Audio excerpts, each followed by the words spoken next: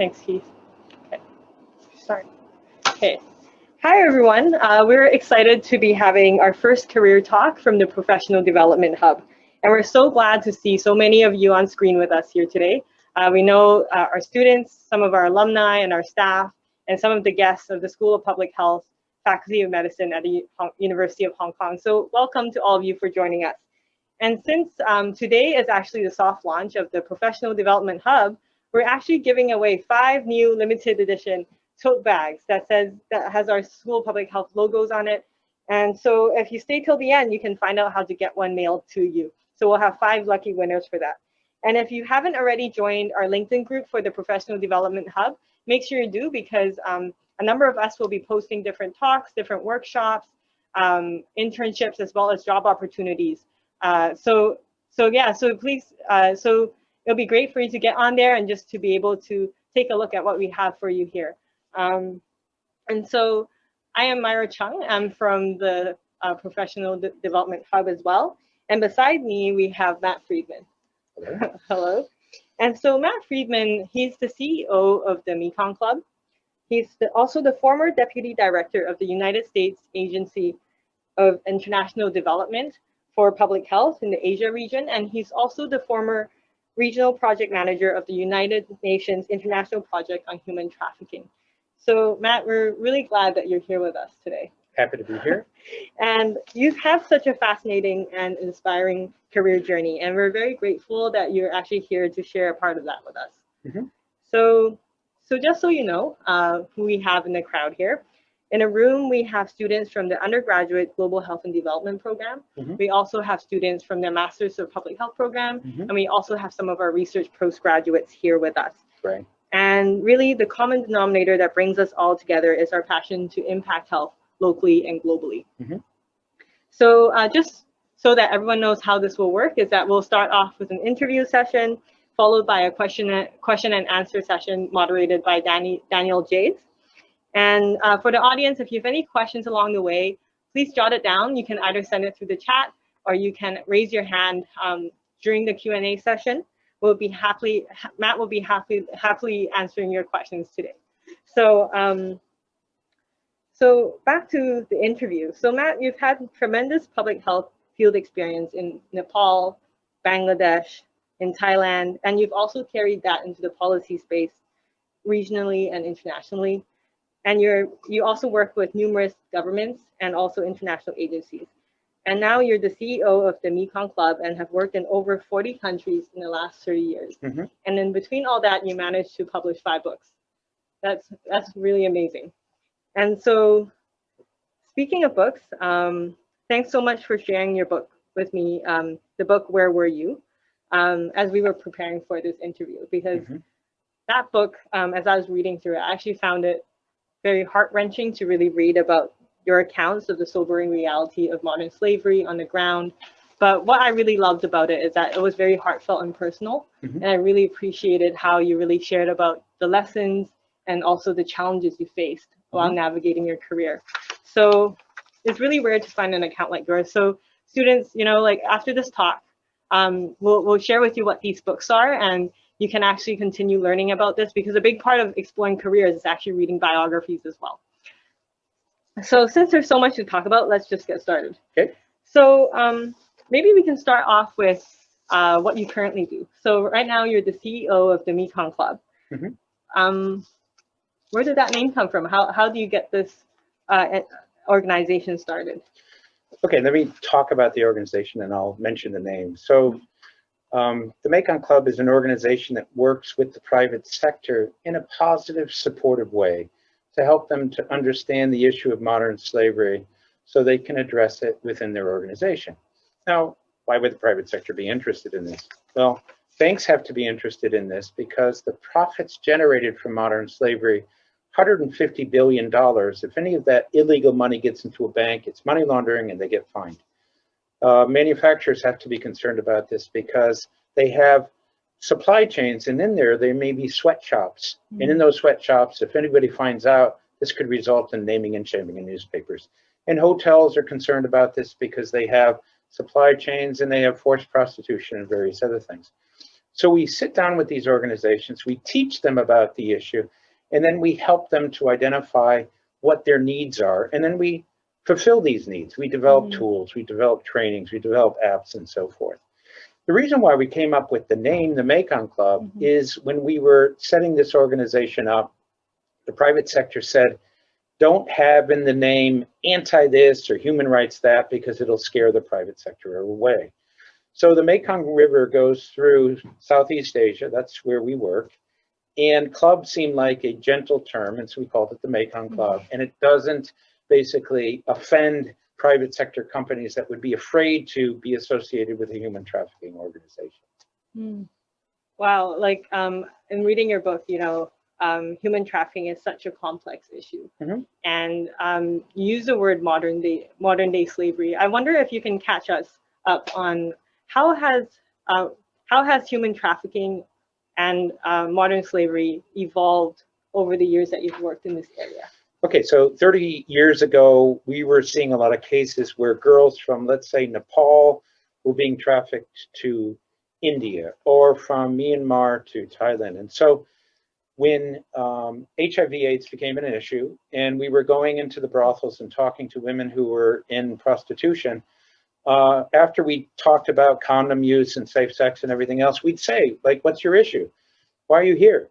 And we were hearing all these stories of how they were tricked and deceived and forced into prostitution. And so back then we had no idea that this was a problem, because nobody paid any attention to women in prostitution. And so in the early days, when the terminology was defined, they assumed that you had to go from one country to another. And so trafficking, like drug trafficking, where you take drugs from one place to another and then sell them. And so they defined it that way. Gradually over time, people said, well, wait a minute, you have situations where a person goes from one country to another, or from one district to another, or from one side of the street to another. What difference does it make how you get there? The end point is where a person doesn't get paid and they can't leave. And so the English word for that is slavery. But because people said slavery is a historical thing, they put the word modern next to it. So basically what's happened is human trafficking is the means by which you get into the end point, which is modern slavery. 40 million people in modern slavery. Every hour, another 1,000 people enter. In a single day, 25,000 people enter. So what we're talking about is a major issue, major human rights problem. Yeah, and I know many of us, maybe the term modern day slavery might be very new, and sometimes we might think that this is actually very far away from us, like in other countries. What does modern day slavery look like even in the places that we live in now, like in Hong Kong or in other cities? 15-year-old girl tricked and deceived into thinking that she's going to go to another place to work in, let's say, a modeling agency. When she gets there, she's gang raped and then forced to have sex with 15, 20 guys a day for 2 or 3 years until she gets AIDS and is sent out. That's one form. A young 15-year-old boy tricked onto a fishing boat. He thinks he's going to go out for 3 months. It stays out for 4 years. He's beaten and tortured every day. The only food he'll eat is rice and fish, nothing nutritious. They give strong stimulants to get him to work. And if he gets injured, they throw him off the side of the boat. People tricked and deceived into thinking that they could go from Nepal to Malaysia to get work. They accept a tremendous amount of debt. They end up going to Malaysia and they work for years to pay off a debt that is fraudulent, with additional fees being put on it. All of these things basically equate to what is called modern slavery. And the basic essence of it is a person loses control of their life and somebody else takes over. And it's slavery. And, you know, there's more slaves today than any other time in history. Wow. And so, because just now when you're talking about, you know, your experiences working in anti-human trafficking work, you mentioned about visiting brothels and different things. I think this brings me to my next question, because you're known for being an international human trafficking expert, but I also know that prior to even getting into the space, you spent so much time working in public health. I did, yeah. And I just want to ask you some questions about how you got into this. I know from your book that one of your first stints was actually in Nepal as a public health officer. Can you tell us more about that? Well, what was happening is I was given the responsibility of overseeing the HIV/AIDS portfolio, and we were finding a lot of girls that were 12, 13 years old who were HIV positive. Initially, we thought maybe it was bad blood transfusions. Couldn't understand this is a very conservative culture. So we went to go and interview them, and we heard over and over again how they were trafficker will go into their community, say he wanted to marry a village girl. They'd actually go through the wedding ceremony. He'd say he's going to take her to Kathmandu, the capital. Instead, he'd take her to Mumbai, to the brothels. He'd put her in a room and say, honey, stay here. I'll be back in a few minutes. He'd go get the $500 for having sold her to the brothel. He'd hand the wedding pictures over, and then he'd leave to go to Nepal again.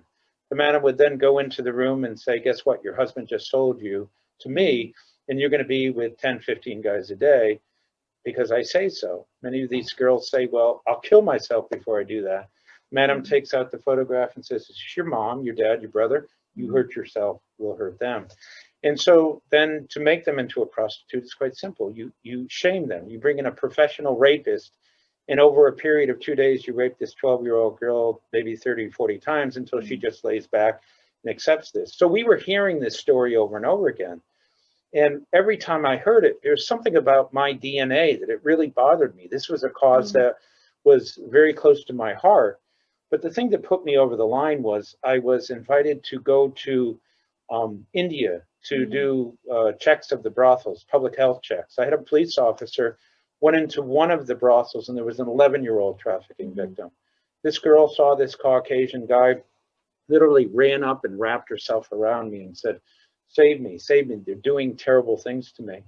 I looked down at this child who was hysterically crying, wearing a dress 20 sizes too big because she was a child in an adult's world. I turned to the cop and said, let's get her out of here. He said, you can't do that. I said, what are you talking about? You're a cop. And he said, well, they'll kill us before they'll let us leave. So we left, came back with a lot more police, but of course she was gone. That was a watershed for me. It was a milestone.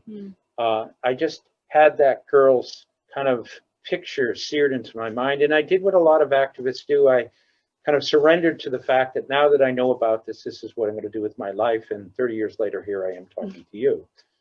Wow. Yeah. So I imagine, like you going to Nepal yourself, actually that was a big step, and just being able to see firsthand what was happening on the ground. I'm wondering, because at that point, was that an entry-level position? Like what types of work did you have to do when you first entered the USAID in Nepal? Well, let me just talk about prior to that. I did some work for the United Nations, and then I worked for an organization that evaluated U.S. government programs. I was young, energetic, and I was quite arrogant in my early days. And so I kept getting these opportunities to visit countries to do these evaluations because I knew how to kind of play the system. Finally, what happened was I was offered a really high-level job at a young age. And so I needed to be credentialed. I needed to go to Nepal or another country for a period of 6 or 8 months, do that, and then come back and move my stellar career forward. And so I went to Nepal, and within about 3 weeks, I came to realize that I was actually a terrible evaluator because I didn't understand the context and the complexity and the politics and the interpersonal things that happened in a country. And so I was so humbled by the experience and so embarrassed that I ended up, instead of staying there for 8 months, I stayed 8 years. And so, part of the reason for telling this story is that, when we get out of the university, we think we know everything. We have such a sharp mind, and we're young and energetic. And the difficulty that we often face in addressing public health isn't the understanding of the topic, it's the interpersonal activities. It's the understanding of the political issues and problems that exist within that environment. And that first trip really helped me to understand those elements. Yeah, so after this trip, after this 8-year stint, you've also moved to so many places, like in the region. How has your work changed over those years? Like as you moved to different places, like what types of work were you involved in? Well, much of what I was able to do, I learned from that 8 years in Nepal. And one of the most important lessons that I learned in Nepal happened when I was still a USAID officer there. and it's worth telling this story. I was an American that would take data and analysis and then translate it into a suggestion for a program, and then I would go to the government and pitch it. But I kept failing. Every time I tried to do this, the government would come back and say no. And I remember coming back to a staff meeting once and having my entire Nepalese staff there, and they basically said to me, you know, I mean, we're really sorry. You look like you're really upset. And I was, and it felt like I failed them. And so finally, after that meeting, I had one of my Nepalese staff come up to me and say, Matt, can I meet with you after hours in a dumpling shop? And I said, okay, this hadn't happened before. So I go to the dumpling shop after work, and my entire staff is there. And so they sat me down and they said, listen, we know that you really care about this issue and you want to do something, but you're from America. You're never going to understand Nepal. You look at things from the standpoint of common sense and logic and practicality. We look at things differently. We care about those things, but we look at hierarchy and who makes the presentation and the relationship that you have with the government and 20 other things. If you want to be successful, you have to trust us.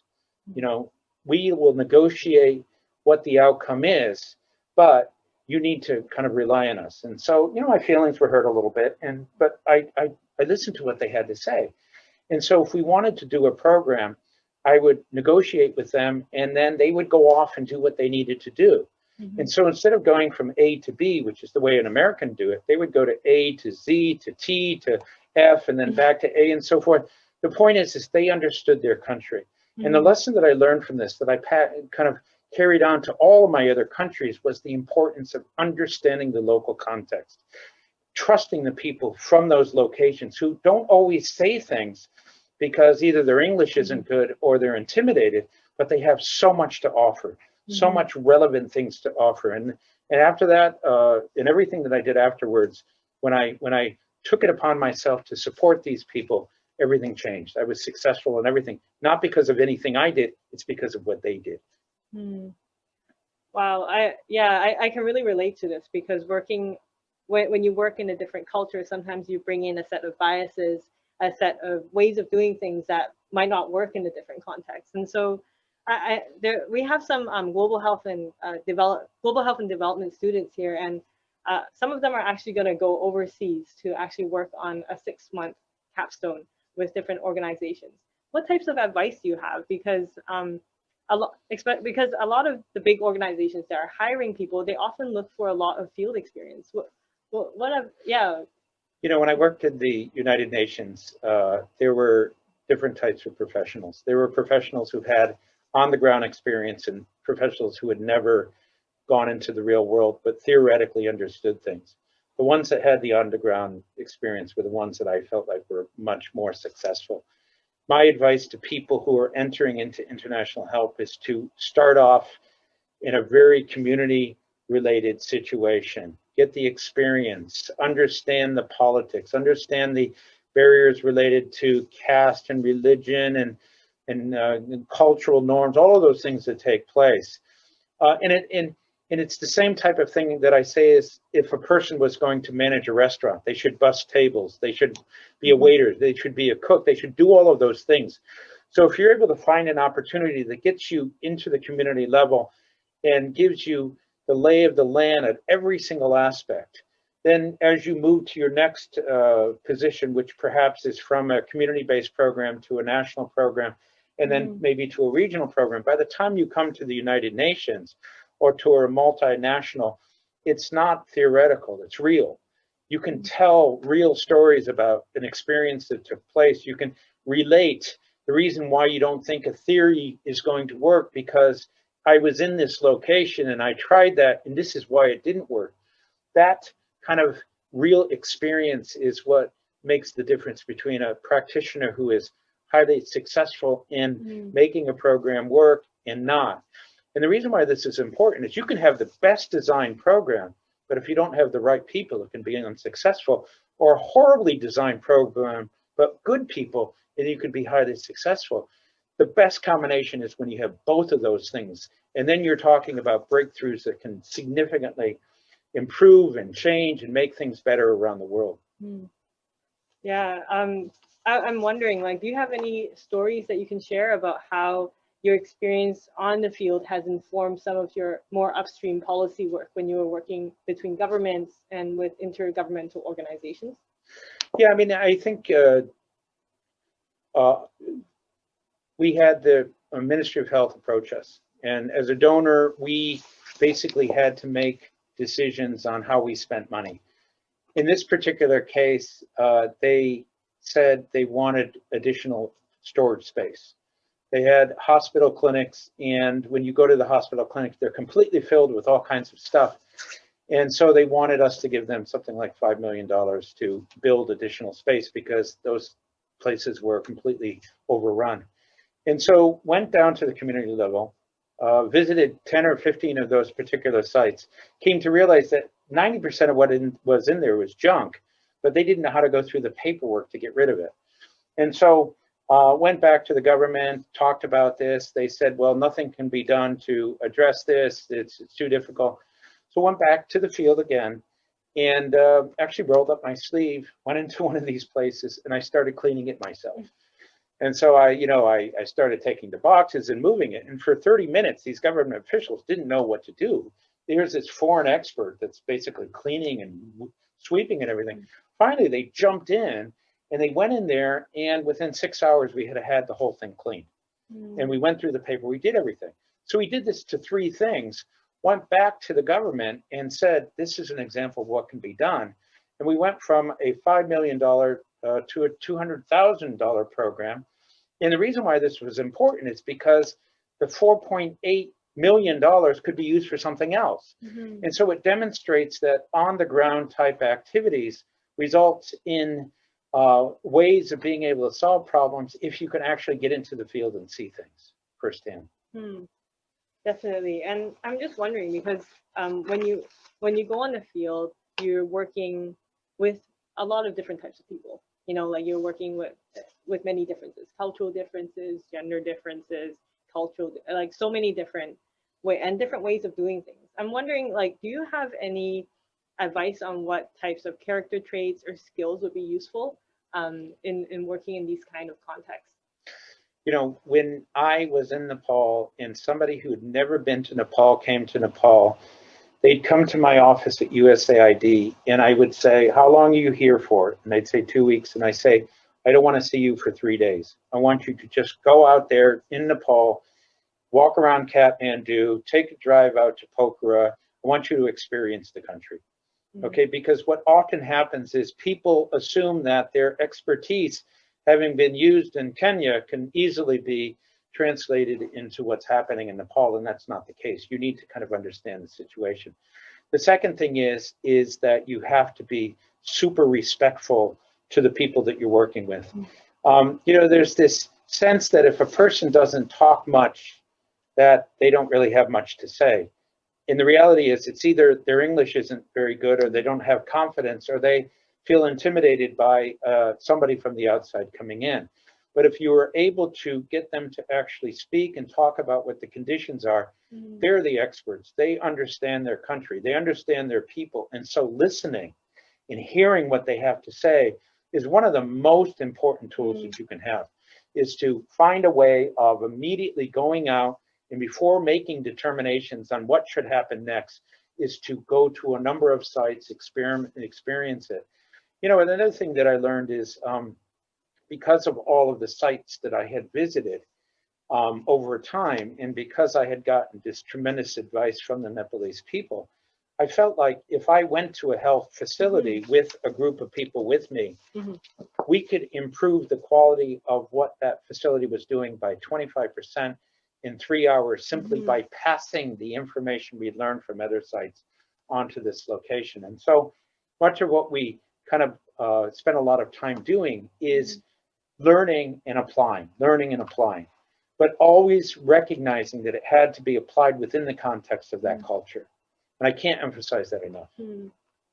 Yeah, and so when you, so basically when you go from there to, from the ground to working at a very high level, like with the United Nations and across governments, how was it like? Like what was challenging, or what types of skills do you need to be working on that type of level? Well, I mean, the thing about the field work is it's very intensive. It's very emotionally draining. It's very intellectually draining. But there's also a certain amount of exhilaration that takes place. And when you're at that level, say that you're working with a community of 1,000 people, you can have a positive impact. As your career moves, you go from overseeing a community of 1,000 to the, let's say, national level, where you have 20 groups of 1,000. So you're influencing, 20,000 people. And then if you go to the regional level, you're talking about multiple countries. So every time you move up in that system, you are able to influence more people. Now, when I was in Bangkok doing regional programs, I was a little bit like a fish out of water, because I missed the contact that I had at the field level. It was such an adrenaline rush to be there with real people, to be helping them. But I also came to realize that as a result of having worked in 40 countries, at the regional level, I had the potential to influence lots of people. But I don't think I would have been nearly as successful had I not had that local experience. So what was it like making decisions at such a high level? Because there were lots of competing priorities. You're working with many different stakeholders. Like, how was it like? Well, I mean, I mentioned to you that I used to do a talk, and I've done it here in Hong Kong University, how I contributed to the death of 10,000 people. Very provocative talk that always drew a lot of people because of the title. But, and this comes down to your question of policy. So I was in Nepal, and we had a very successful program that was addressing acute respiratory infection in children. And we saw that the data showed that 40,000 kids were dying each year. We put this program in place, and then it dropped to 30,000. And the data annually said that, we were saving 10,000 people. At a particular time, an agency approached us. They had worked with us in the past. Sometimes they inherited some of our programs, and they said they wanted that program. And for 2 years, they just kind of said, we really give it to us. And we said, well, you dropped the ball on a few of our programs. We really don't know whether we should give it to you. But I eventually agreed to give them the program. And for 2 years, they ran it, and then they decided not to do it anymore. So the data went from 30,000 to 40,000. Again, people don't understand the awesome responsibility that goes along with public health. And we're seeing this with COVID now, where you have a situation where you have medical people having to make choices as to whether or not this 40-year-old guy who's in pretty good shape should get that final bed versus, the 90-year-old who has asthma. They're making those types of life and death decisions. When you're making decisions about resources, giving them to governments, whether you're United Nations or USAID, it's going to have a balance sheet that determines which people live and die as a result of where those programs go. It's an awesome responsibility. And, there were many nights that I would go to bed and I wouldn't sleep because I was just thinking, am I doing the right thing? Am I making the right decision? And so the responsibility that people have when they're getting to that level is huge, because it really is life and death. Wow. Like, based on your work, you faced so many of these large scale decisions that can impact many people. And you also see the face of sex trafficking, like all of these things are very dark, very difficult things. What keeps you going?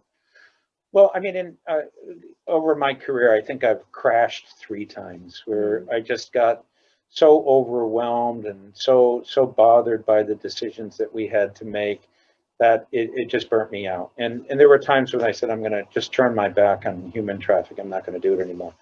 But because human beings in general, we don't pick our cause picks us. Something about my DNA draws me to this particular issue, and I can't turn away from it.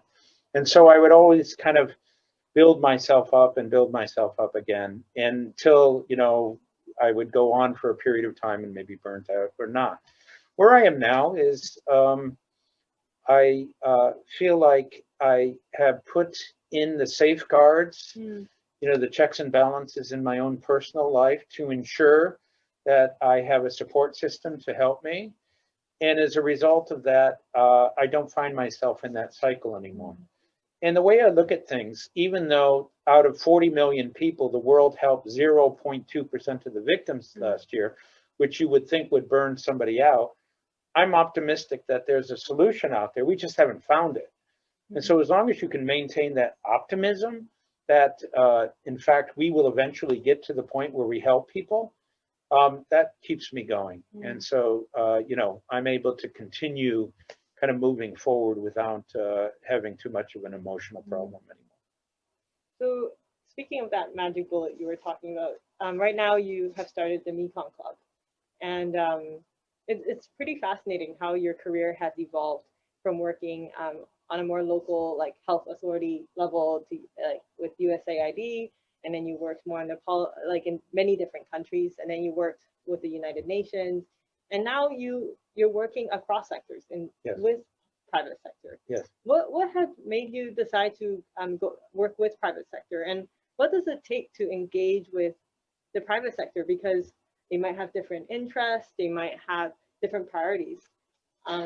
Well, I mean, let me just first say that initially I looked at the private sector as if they were potentially inherently evil and complicit, because I bought into a lot of what people think. I now feel just the opposite, that the private sector has amazing problem-solving skills, resources, very smart, capable people that if they apply themselves to addressing an issue, whether it's public health or human rights, they can make a big difference. But to give you a sense of kind of the transition that I had to go through, you know, I was once asked to present to these 3 major donors. And so I went into the meeting with my 148 slides with my expectation of being able to take every piece of data and support it the way we're used to in public health. By the 4th slide, they said, "Are you almost done?" The point is that the private sector works at a completely different pace. They just want you to tell them what they need to do, how they need to do it, how to make it sustainable, and they're very quick. The idea of postponing and having it be extended, which often happened within the US government and the United Nations, never took place. If they decided they were going to do something, it was going to be done, it was going to be done quickly. So I very much appreciate that approach because it allows for much quicker responses. And again, for them, sustainability and maintaining a system that will prevent that from happening is essential and important. And so as a result of that, they basically will ensure that what is put in place remains in place. I think what you're doing is amazing. And I think it's a great example of what public health looks like too, because a lot of times we think about public health being a specific job, but really public health is really about being able to apply a set of skills into many different environments and being able to connect and engage with different crowds who might not have the same interests as you. And so it's one thing to impact, you know, people in your own field, is one thing to influence your own sector, but it's a different thing. It's an even more powerful thing when we actually can influence other sectors. Well, I mean, just to give kind of an example of, okay, so it demonstrates that sometimes you have to solve a problem to achieve your public health end. The US government had a policy that said that it could only buy for the government vehicles that were Japanese. But the US government had a policy that you only have to buy American ones. And the problem was there was no place to repair them, and they were too quick, and a lot of them went off cliffs and everything else. And so we were at a standstill. We had the money, but we couldn't buy these vehicles. And without those vehicles, nobody could do monitoring and evaluation and get their supplies and so forth. And so we went to a health center, and outside were 6 Land Rovers that were in pretty good shape. But because a particular part was broken in one of them, and they didn't have a maintenance budget, they couldn't repair them. So we went back to the government and we said, we have money that can't be used to buy new vehicles, but I can spend as much as I want on repair and maintenance. Can I take your 5 vehicles, repair them and use them for a certain number of time, and then I'll give it back to you? And so they agreed to that. And so for half the money of buying new vehicles, we had an entire fleet of vehicles that allowed us to be able to achieve our public health goals that wouldn't have happened had we not solved that logistical problem of how to get people from one place to another. So what I always liked about public health is that I often found myself in a situation where my job was to problem solve. Here's a problem, how do you fix it? Here's a problem, how do you fix it? And it could be directly related to what I learned from public health, or it could be something completely different. But that creativity that was built into it was extremely relevant and important. Yeah, and creativity, problem solving, being able to see the whole picture. Yes. And being able to see all the different influences that on the issue that you're working on. Wow, Matt, thanks so much for sharing all of that. I wish we have more time with you because I feel like you have so much more to share. But before we get into, I want to save some time for a Q&A.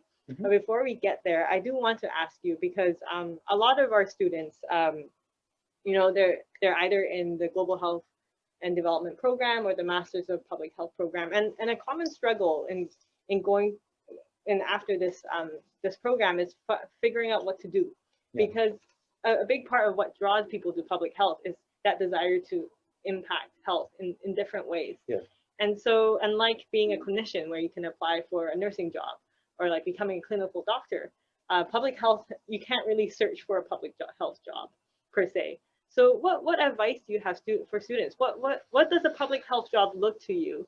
And what advice do you have for our students who are starting out? Yeah, I get that question a lot. You know, and my advice is pretty simple and straightforward. And that is to, number one, talk to public health people. Talk to people who are already in jobs. And in my case, I get a lot of people coming to me because when I was very young and energetic and starting my career, I had people who took me under their wings and acted as mentors. And they would always say that when you get to my age and to my level, you have to give back and you have to mentor. And so I do a lot of that. But having conversations with people who are in the field and nothing sugarcoated, just tell me what I need to know and so forth, is extremely important. The other thing is, there's just so much kind of like video content that's available out there about different types of jobs and what organizations do and so forth. You can start kind of watching these things and reading these things, and then you come to realize there's certain elements of public health that make your heart sing, that make you feel excited. You know, maybe it's the field work, maybe it's communicable diseases, maybe it's disaster response, whatever. You will begin to see that there's a particular pattern. But the important thing about entering into public health, and a lot of people feel like once they get their degree, then the clock starts ticking and they should just go out and get a job. Sometimes you have a situation where you have to invest more, maybe internships where you don't get paid initially, but give you that experience that you need, because it's fairly competitive and you have to have that edge. And whenever I've done an internship or a volunteer thing, I just make myself indispensable. So if I'm about to leave after 3 months, they can't allow me to leave because I've become so part of, you put 180% into it. And as a result of that, you're able to kind of translate that into some type of a job. Wow, thanks so much for your advice. And I really like how it's really inspiring to see how, you know, you've brought public health and a lot of the public health technical skills to impact modern day slavery right now. And so I want to pass it off to Daniel Jace for the Q&A. But before doing so, I just want to encourage students out there who are really thinking about their career to really check out Matt's books. So Matt actually has brought the 2 books here today. I've read one of them. I'm keen to read the next one. Where Were You? And Be the Hero, Be the Change. And one thing I really do appreciate about Where Were You is that it's a very personal account of Matt's journey, and he actually breaks it down into your lessons and some of the things you've learned along the way. And so I think even for me, like as I'm growing in my own career, like this has been very insightful in helping me to question and to be able to expand my perspective on a lot of things. And so this was called Where Were You? You can find it on Amazon. And then the other one is called Be the Hero, Be the Change. Would you like to share a bit? Yeah, I think the basic premise behind that is whether it's global warming or poverty or education or bullying or whatever, the world has many problems. And the only way we're going to be able to make a difference is if everybody figures out what their cause is, agrees to do something, and then gets involved. So if you could get 10 million people to do one thing a year, that adds up to something quite big. So the only way we're going to be able to solve things, especially post-COVID, where you have even bigger problems, is if people just say, I accept responsibility for this is my world. I breathe the same air, drink the same water, eat the same food, live in, I need to give something back. And so it makes a case, and it says if you do stuff, even if it's small, it's heroic. And that's basically the premise behind the book. Great. Thanks so much, Matt. Yeah, we'll send out also the titles of these books with our feedback form later, so you can also check it out. And so now I don't want to hold the Q&A session back, so I'm going to invite Daniel Jace to come out moderate the Q&A. Thank you so much. Thank you very much. Okay, great. Thanks, Myra. So I think we'll just open it up to the audience now. So we've got about 10 to 15 minutes roughly for questions from the audience. If you've got questions for Matt about his career or about any of the work that he's talked about, you can either raise your hand on Zoom. So at the bottom in the participant list, there's an icon for you to raise your hand. So you can either do that and then unmute yourself as speaker, or if you would rather, you can put a question into the chat box and then I'll relay that for you. So yeah, let me hand it over to the audience. Do we have any questions? Do we have any questions for Matt?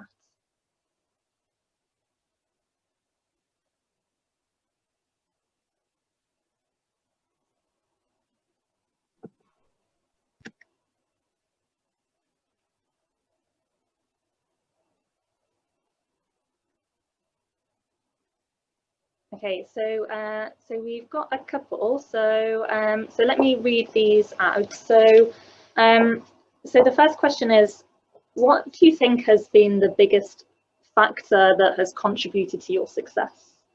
My failure. The times that I've failed have been the best lessons that you could possibly imagine. I mean, if you, and the reason why this is important is if you come to accept the fact that failure is a part of the process, you open yourself up to either success or failure being the potential outcome, but you are more inclined to be proactive. You know, the times that I've made mistakes, I analyze the mistake and then I'm able to have a much clearer understanding of what the potential outcome can be next time as a result of that. So when I worked for the United Nations and we had new staff come in, I would say, go out and fail on something. Go out, and my statement was meant to say, go out and experiment, go out and take risks, go out there and figure out what is out there, because if you are so concerned that you're going to make a mistake that you stay within boundaries, sometimes you don't allow yourself to really make the difference that you would make otherwise. Okay, so we've got a few questions coming in now. So so you have a question from Christy. So when you decided to work in Nepal, how did you get the support from your family? Well, actually, I wanted to work in Kenya, and I desperately wanted to go to Africa, and they kept saying, Kenya is not an option, but Nepal is. You know, my family, I have 5 brothers and sisters, never traveled anywhere. And so there was this kind of weird sense whenever I said I was going to go off to another country of what are you doing? So there was a certain amount of resistance, partly because of ignorance about the way the rest of the world is.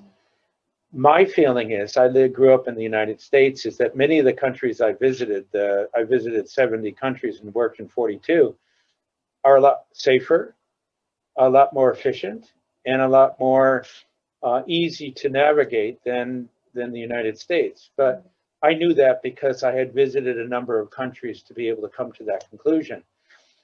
Having parents talk to people who have done the type of work that I have to help them to understand that your son or daughter would be entering into a world, there's support systems and there people are going to take care of them and there are facilities in place, sometimes helps to get over the anxiety or the ignorance that exists about not knowing what the rest of the world is like. Okay, Christy said, thank you very much. So I can see a couple of questions, but also for people who are asking questions on the chat, I realize that some of them I might not be able to see. So can you just make sure that if you have a question that you're sending it to me, so Danny J's, and then I'll be able to see that in the chat, just in case. Okay, so we have a couple more questions. So we have a question about public speaking, actually. So they said you won the Communicator of the Year award. So how did you develop the skills and confidence for speaking to such big audiences and such diverse groups? Do you have any tips? Okay, so for a long time, I had two fears in life. One of them was public speaking.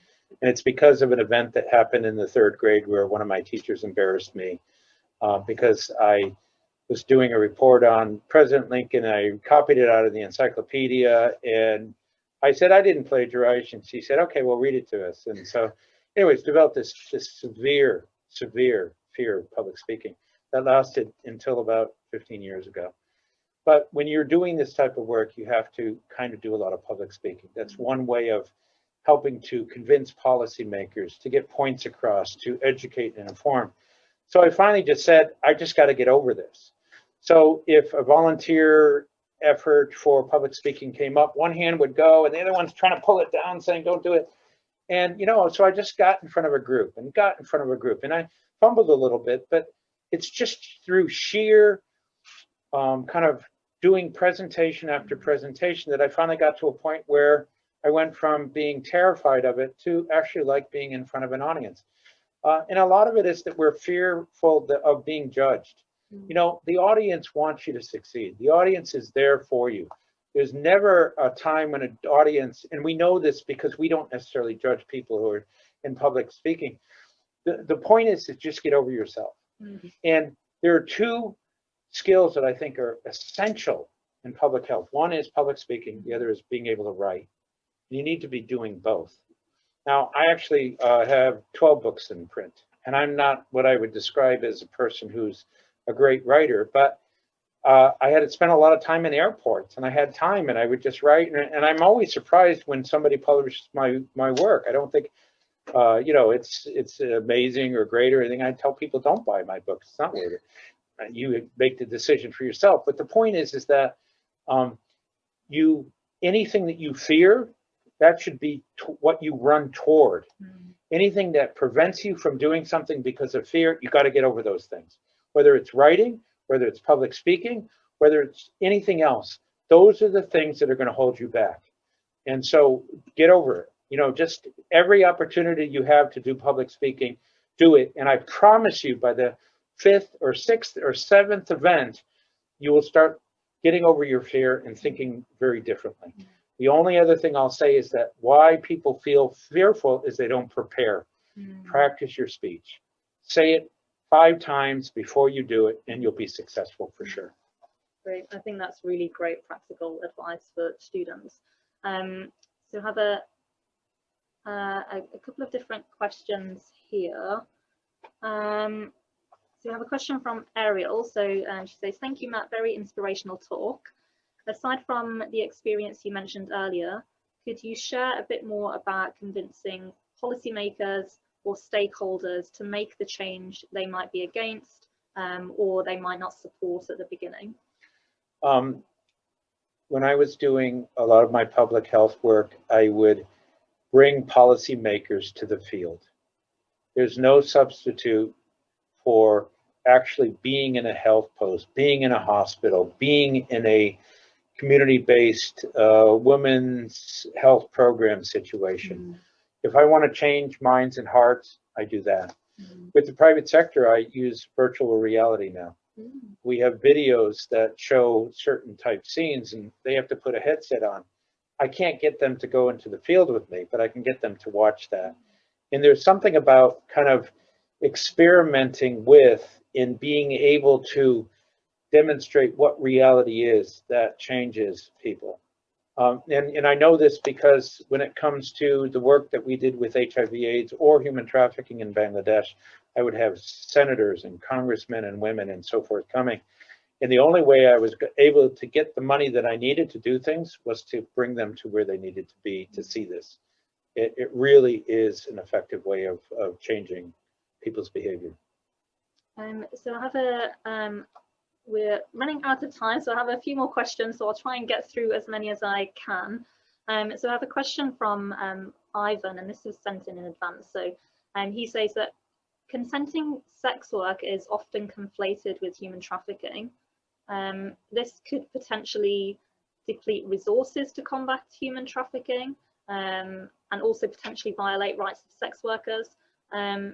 So he's asking, what can we do to protect both sex workers and human trafficking victims? Okay, so there's a lot of people who enter into sex work through human trafficking. Mm-hmm. India is a good example of it. And so for the first 6 months, that person wants out. Mm-hmm. But after a certain amount of time, the community knows what she's doing. She has nobody to go back to. If you were to try to pull her out at 6 months later, you're violating her rights because she chooses to be there. My fundamental question is, what do you want me to do with you? If you want to stay here, then you stay.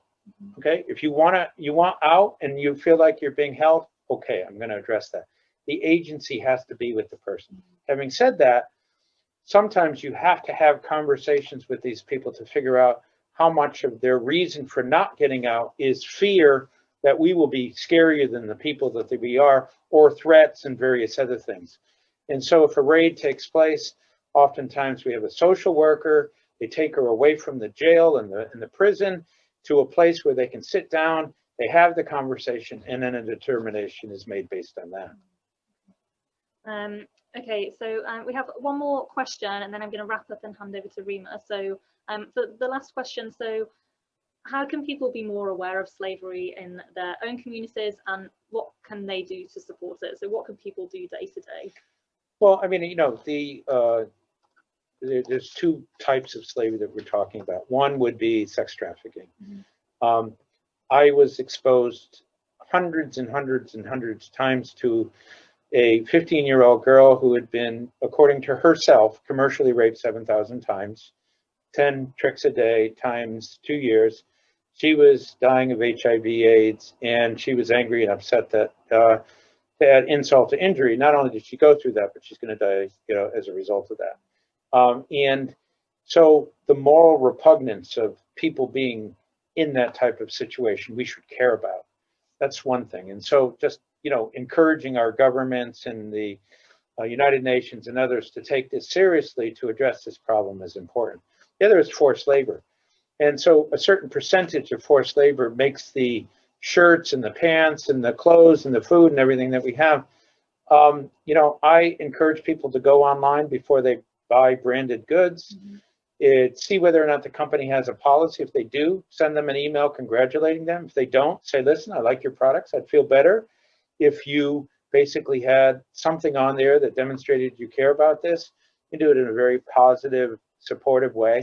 And companies respond to that. Mm-hmm. You know, the thing about companies is that if you go after them aggressively, they'll do everything they can to kind of pull back. They'll do the minimum what they have to do. If they feel like they're in a safe environment, they'll do more and more and more. And I've learned that over time. Okay, great. So so I think we're out of time for questions. So it's been really great to talk to you. I have more questions, and I'm sorry that we don't get time to cover them all. I'm sure that we could have talked for another hour, but I'm going to wrap up there. So this talk is the first of a series of talks as part of the Professional Development Hub here at the School of Public Health. So I'm going to hand over to my colleague Rima now, and she's going to talk to you briefly about the Professional Development Hub and different initiatives that we're running through there. So Rima, over to you. Thank you so much, Danny, and thank you, Matt, for such a powerful talk. I just want to quickly share with you my screen, and introduce Professional Development Hub. So what's PDHub? It's an essential part of a career development. We understand that now, as part of the School of Public Health, you are undergoing rigorous academic training to strengthen your technical abilities and expertise to prepare you for public health work. On the other hand, professional development involves developing essential hard and soft skills, obtaining experience, growing your network, and planning for future career. So as part of PDHub, we provide extracurricular, non-academic opportunities for students to develop professionally. And we do it in different ways.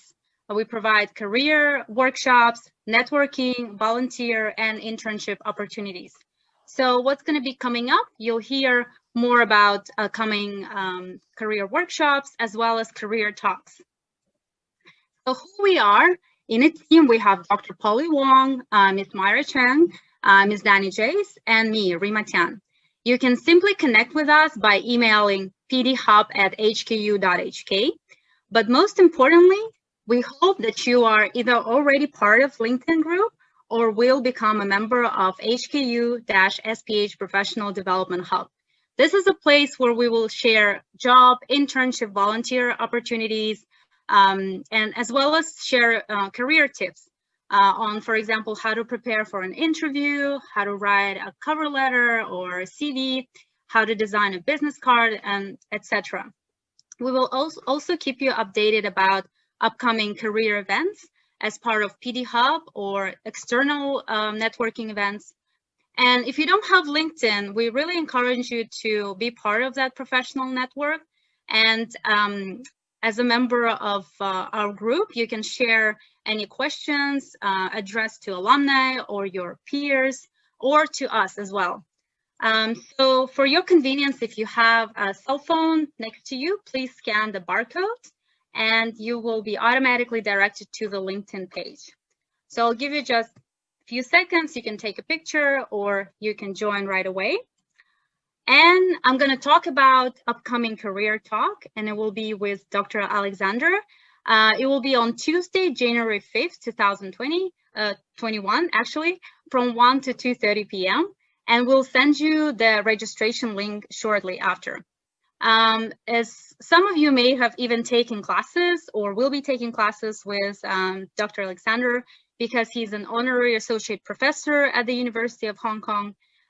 His title is Vice President of Tencent Healthcare, and he's also serving as an advisor to WHO's Digital Health Technical Advisory Group. Now, his experience is very broad. He started as a medical doctor in New Zealand. He also worked in McKinsey and Company as a strategy consultant after completing his MPH degree.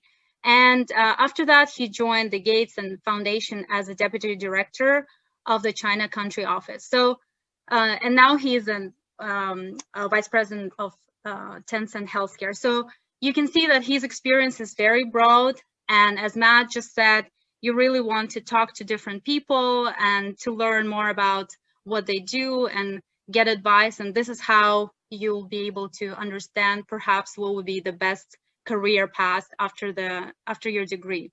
So we really encourage you to be part of this talk.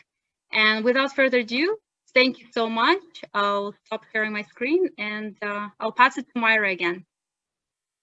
Really quickly, before we end, because this is our first career talk of the Professional Development Hub, we actually have a QR code prepared right after this talk for your feedback. It's just a short feedback form, five multiple choice questions. We would really love to hear from you. And for the tote bags that I was talking about earlier, I wasn't making it up. It was actually a new tote bag. It has our School of Public Health logo. There'll be 5 lucky winners. So if you'd like to be entered to a draw for this tote bag, just leave your contact and we'll get in contact with you and we'll have it mailed to your door. This offer only applies to those in Hong Kong, unfortunately. But anyway, so thank you so much for joining us. And finally, Matt, thank you so much for coming and just being able to share your experience with us. We just really value this time with you. And I'm sure the students have learned a lot just from hearing your stories working on the ground. So thank you so much. And we prepared a little something for you. Oh. Yeah. So this is from the School of Public Health. Okay. Just very like good. a little snack, different Okay. things to Very good. keep healthy within the Very good. Thank you so much. yeah, these times. So thank you so much for Okay. for coming. Okay. Yeah, thank you. Okay. Thank you. So Bye-bye. thanks for joining us. The QR code will be up. Thank you so much.